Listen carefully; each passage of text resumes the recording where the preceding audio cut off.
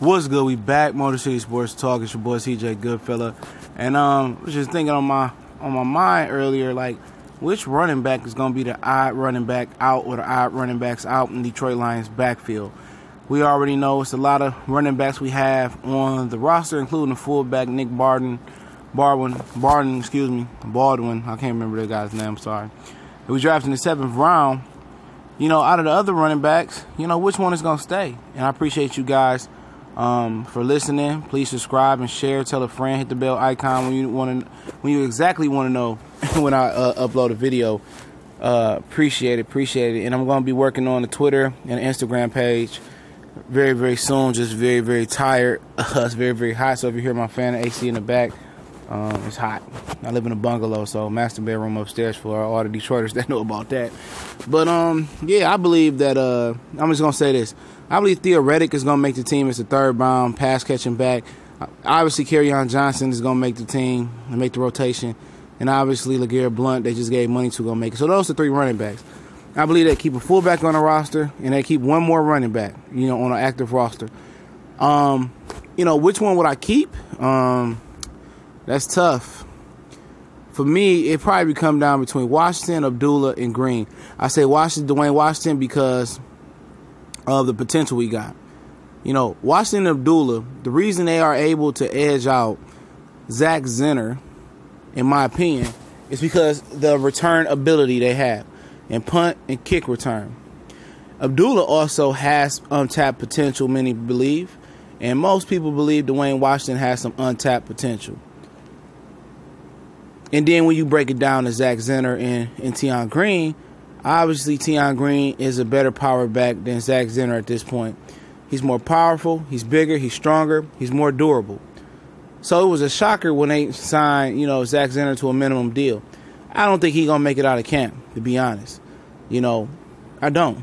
Am I ready to wash my hands with Ameer Abdullah? Absolutely. I'm tired of the guy. But if you're going into the season with Ameer Abdullah as your 4th back, man, you got a strong backfield, in my opinion. I think Abdullah can do some things. And I would be a little bit scared to let Ameer Abdullah leave when, you know, it could work here with a brand new offensive running game staff. A run game coordinator, new offensive line coach, and a bunch of new offensive linemen and new running backs. Maybe the competition may, you know, make one Ameer Abdullah step it up. But obviously other teams don't value Ameer Abdullah even for a 5th, 6th, 7th round draft pick, because nobody wanted any parts of him for a draft pick this year. Nobody wanted what the Lions was willing to take for Eric Ebron either. So it is an error. Sometimes you see a guy with a lot of potential, a lot of talent, and we seen a lot of Lions go other places and do very, very well. But sometimes it's just the way the dice rolls. You know, it's the way the chips fall. Maybe he wasn't meant to reach his potential here, and they go somewhere else and they look good. I mean, shit happened, but it don't look like it's gonna happen for Ameer Abdullah, and it didn't look like it was gonna happen for Eric Ebron. And like I said, if Abdullah's your 4th back, I mean that's excellent. You're doing big things, I believe. If I had one to keep, it'll be tough. I like Washington a lot, but I don't know. He just seems not to get it, you know. And maybe it was because of the coaching staff, and we got a lot of messed up running game scheme and running calls. I mean, one thing I can say, the run plays that Jim Bob Cooter was calling was very, very bland. It was very basic. It was very predictable. You know, the HB cutback and the counter plays and the shotgun runs, and it's just the same plays, stretch to the outside and tosses and reverses to Golden Tate, and it was just very, very frustrating watching the lack of creativity in our run game. So I will give them that. And I think if they got a run game coordinator that's going to teach them how to run the ball, I think it's worth giving Ameer Abdullah one more shot, in my opinion. You know, I think it is, because of the value he brings in the return game, the receiving game, and experience. But my heart really wants to go with Tion Green. You know, but we do have 3 real powerful rushers already. We have LeGarrette Blount. Kerryon Johnson was a good inside rusher, but they want to use him on the outside, as we spoke on yesterday.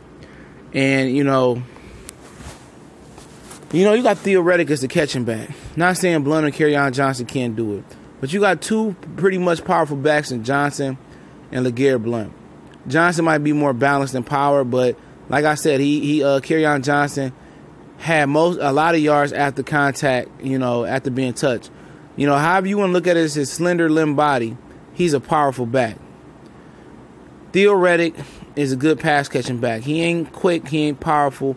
I mean, he quick, but he not fast, but he powerful. I think Abdullah is the guy. I think if out of these four, if I had to keep one, I keep Amir Abdullah on my roster. I kick Tion Green to the practice squad, and the other two I just cut bait with. Because Abdullah give me value in the return game. He give me value in experience level.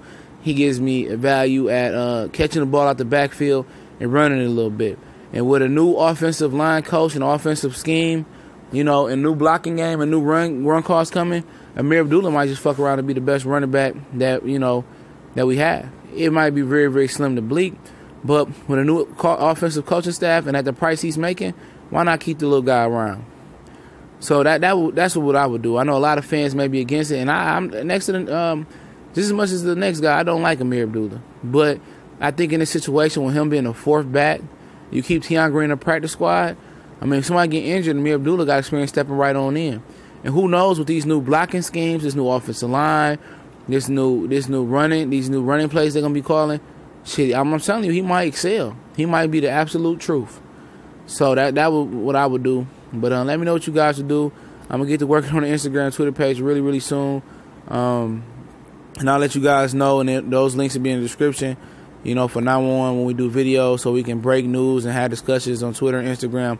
We are on Facebook at Motor City Sports Talk, and possibly I could throw a website together, here and there when I get some time. But please share and tell somebody about the page. We're gonna continue to have good videos coming all the rest of the year into the season. We're gonna talk Lions, Pistons, some Tigers, and Red Wings as well, and everything Detroit. So I appreciate y'all for coming out or watching.